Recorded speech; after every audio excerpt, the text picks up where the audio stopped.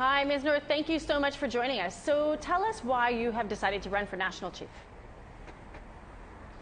I was asked to run for national chief actually here in BC by one of the chiefs who was the former interim regional chief for AFN. So she asked me to come and talk to her chiefs about suicides.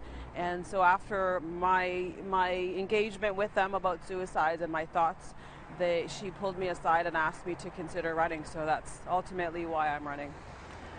Where do you feel, it's in the last 4 years since the last AFN national chief election, how do you feel the situation for First Nations people in its relationship with Canada has been? Is it better, worse? What are your thoughts?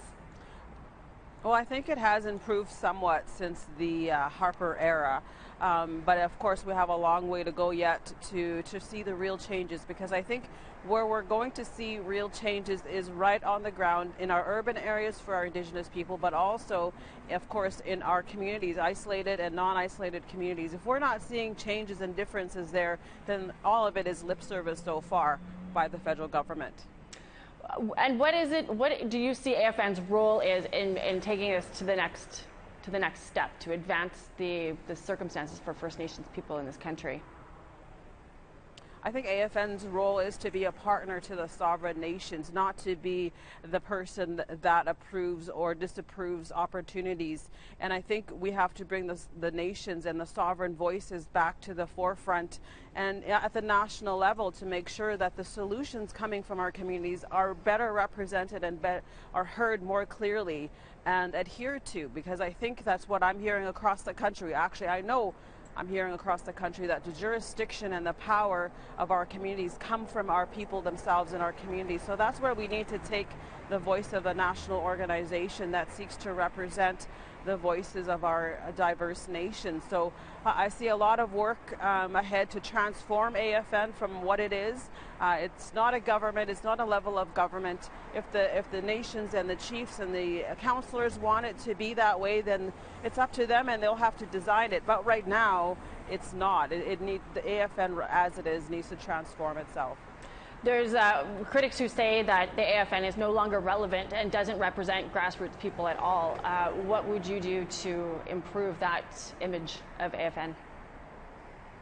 Well, that's exactly what I'm talking about. We have to take the grassroots voices and opinions, and of course the chiefs, to the forefront more. We have to go to the places where we need to hear them and find a process that brings those voices out more to the forefront and clearer, because we have to be accountable to our communities and our families, ultimately our women and our children. If they're not safe, then none of us should be happy. None of us should feel that we're secure if our women and children are not safe, and that's where we have to take it to that level of thinking.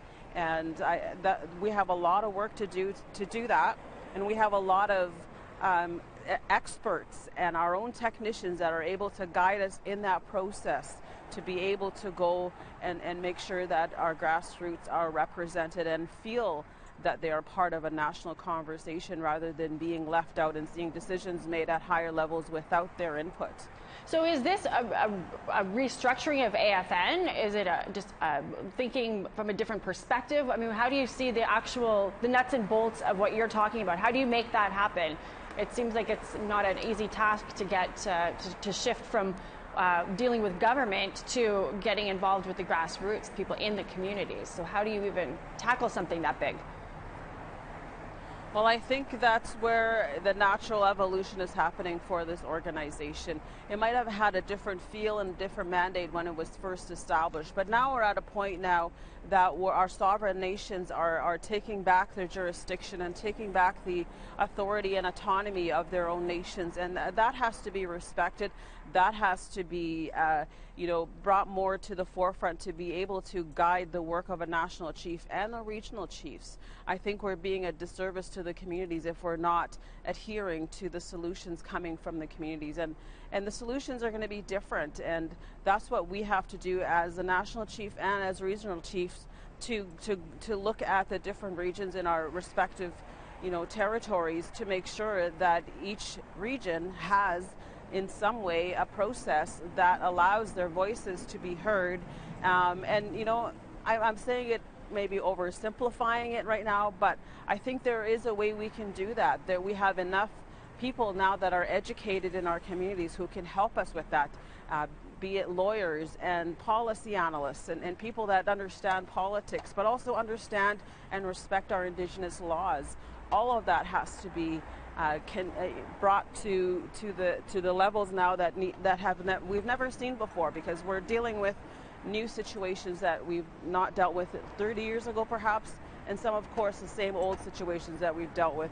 But now we have to be able to transform as an organization, as the AFN body, but also as a nation, in how we interact with each other to make sure that Canada understands who we are, where we are, and why we love this land and our people so much.